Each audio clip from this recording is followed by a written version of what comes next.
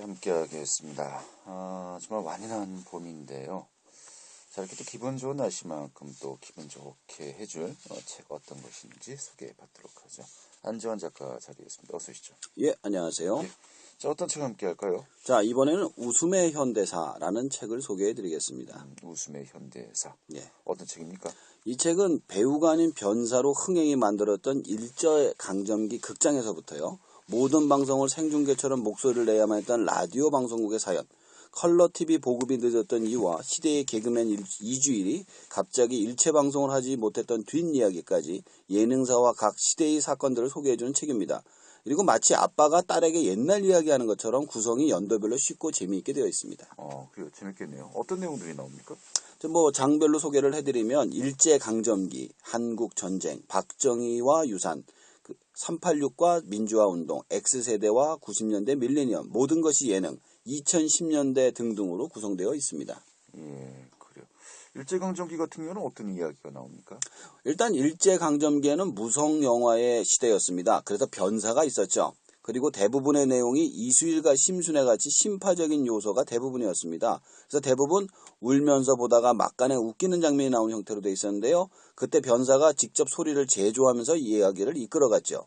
그러다 일제시대가 끝나갈 무렵 소리가 나오는 유성영화로 변화하는 과정을 겪게 된다라고 나와 있습니다. 그래요.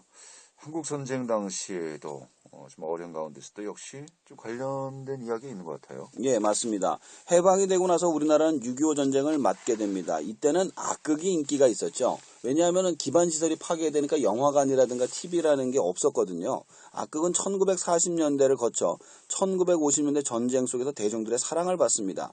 당시 악극이 대중들의 삶 속에 깊이 파고든 대중예술 장르로 자리매김하게 되는데요. 그런 이유는 일부 악극 공연 막간에 시간을 가진 다음에 2부에서 노래와 댄스로 구성된 버라이어티 쇼를 갖다가 보여줬던 겁니다. 네. 악극을 보면서 눈물 콧물 짜는 관객들이 2부에서 배꼽이 떨어져라 웃었다고 합니다. 이때 악극을 보러 온 관객들은 슬픔과 기쁨의 양극단을 오고 가는 지상 최고의 카타르시스를 경험했다고 이야기가 나오고 있습니다. 그렇군요.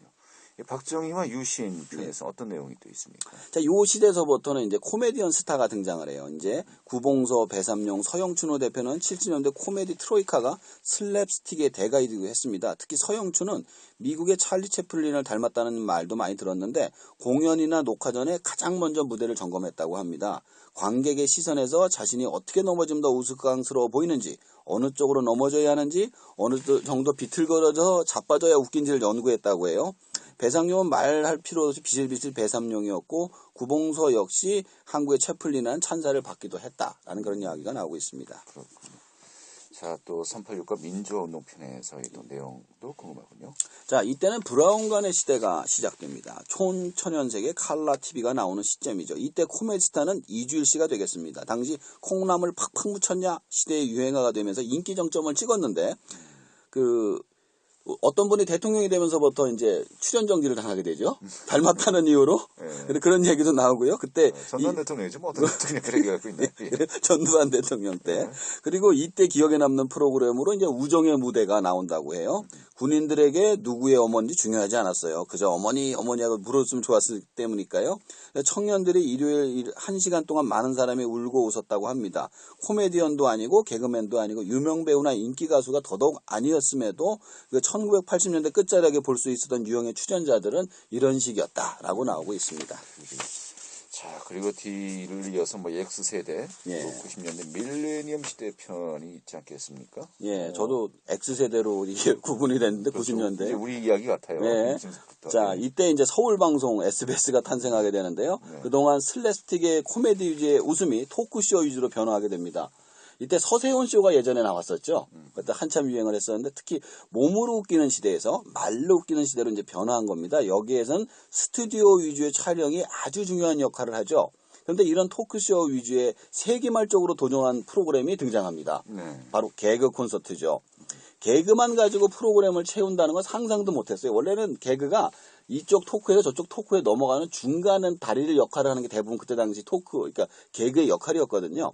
근데 그거를 넘어서 개그만 갖고 개그 콘서트를 한다는 대단한 도전이었고 수많은 개그맨들이 예능에서 데뷔하는 과정을 여기서 맡게 됩니다. 그래요. 자, 이 모든 것이 또 예능편에서는 어떤 이야기가 나옵니까? 자, 2000년대는 리얼 버라이어티를 빼놓고 이야기할 수가 없죠. 2000년대 대세 리얼 버라이어티는 2017년, 18년 지금도 예능 프로그램에서 유효합니다.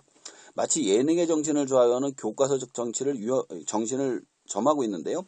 최근에 변주가 조금 이루어지고 있을 뿐이죠. 근데 이 리얼의 두 축에 있는 프로그램이 바로 무한도전과 1박 2일입니다. 원래 무한도전으로 시작했던 무한도전은 시청률 저하로 많은 고생을 했지만 새로운 아이템을 계속 도전해서 장수 프로그램을 만들고요. 1박 2일의 나영석 PD 같은 경우 연예인 울렁증이 있었다고 그래요. 그래서 강호동 씨한테 뭘 전해주라고 얘기했대요. 뭐 시작 몇 분 전입니다. 얘기를 해야 되는데 그 말을 못 해가지고 프로그램이 빵꾸가 날 뻔한 적도 있다고 그렇게 얘기를 합니다. 네. 그래서 그 1박 2일의 나영석 PD가 연예인 울렁증을 벗어나고 프로그램 리얼함을 살리기 위해서 많은 고생을 했어요. 그 중에 한 프로그램 중에 하나가 폐교를 가지고 가는 적이 있었거든요. 네. 폐교를 갔는데 폐교에서 그 겪는 경험담을 진짜로 생각한 한 연예인의 어떤 반응이 대박을 친 거예요. 그 다음서부터 실제로 나가가지고 고생을 하는 프로그램을 만든 것이 바로 1박 2일인 것이죠. 네. 그러게요. 자, 우리 이제 바로 현재죠. 2010년대. 예. 좀 여러 가지 많은 이야기들이 또 있죠. 그쵸. 2010년대는 일반인 오디션 프로그램 열풍이 봅니다. 사실 그 중심에 슈퍼스타 K가 있는데요. 슈퍼스타 K가 중점을 둔 건 사람이었습니다. 어떤 사람이 노래를 잘 부른다고 칩시다 이거예요. 네. 근데 노래를 듣는 거하고 그 사람이 어디서 어떻게 살고 있는 사람이며 왜 그렇게 노래를 잘하게 됐는지 아는 건 좀 다르지 않을까. 그래서 우리가 친구들이나 동료들이 노래방을 가서 서로의 노래를 집중하게 되는 이유는 그 사람에 대해서 잘 알기 때문인 것처럼 슈스케는 참가자들 노래를 갖다가 피하라는 게 아닙니다. 그들의 성장 스토리와 삶의 배경을 담았죠. 네. 카메라가 무대만 비추는 게 아니라 엘리베이터와 대기실까지 설치가 됐던 겁니다. 촬영 분량이 어마어마했었죠. 엄청난 편집을 했어야 됐고 그곳에서 의외의 캐릭터들이 등장하면서 재미를 드는데 여기서 재밌는 게 뭐냐면은 슈스케 1에서 수지가 사실 예선에 떨어졌어요. 그래요? 예. 그걸 잘 모르시죠? 네. 그걸 JYP가 탁 채가져 가지고 지금은 슈퍼스타를 만든 거거든요. 네네. 그러니까 거기서 우승했다고 슈퍼스타가 되는 게 아니라 그 중에서 이제 슈퍼스타가 될 제목들을 따로 뽑는 그런 과정이 됐었던 거죠. 또 한동안은 뭐 이런 것들이 뭐 개인사를 들려준다고 하면서 좀 악마의 편집 아니냐. 그렇죠. 논란들이 또 있었습니다만은. 예. 그만큼 화제성만큼 확실했던 것 같습니다. 예, 맞습니다. 근데 지금 많이 또 시들해졌죠, 또 이것도. 그렇기도 하고요. 예. 뭐 오디션 프로그램이 워낙 많지 않습니까? 맞아요. 최근에는. 예. 이 책 보면서 좀 어떤 생각이 드셨습니까? 저희가 이제 그 옛날 얘기서부터 쭉 듣다 보니까 우리의 웃음이 어떻게 진화했는지를 또 알 수가 있고요. 그러니까 사실 그리고 웃음이 옛날에는 사실 정해진 그 각본 안에서 웃었잖아요. 예. 이제 갈수록 독해지는 거예요. 현실에서 웃음을 뽑아내는 거죠. 그리고 또 사회가 이제 점점 더 그런 독한 웃음을 원하고 있는 것이 아닌가. 또 이런 생각까지 하게 됐습니다. 네, 알겠습니다. 자, 웃음의 현대사 잘 들었습니다. 고맙습니다. 네, 감사합니다. 네, 안전 작가였고요.